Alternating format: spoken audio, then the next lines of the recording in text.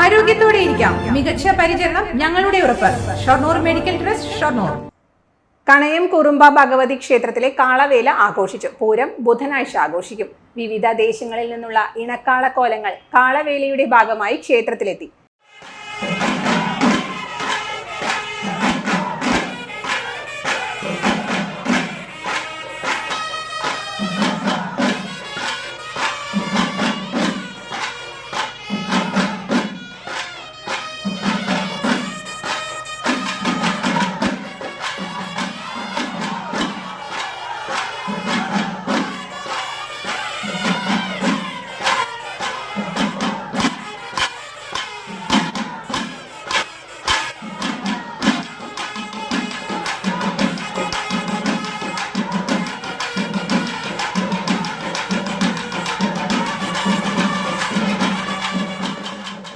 രാത്രി 10ഓടെയാണ് കാളവേല ആരംഭിച്ചത്. ബുധനാഴ്ച വൈകിട്ടോടെ പൂരത്തിനുള്ള വേലകളും എത്തും.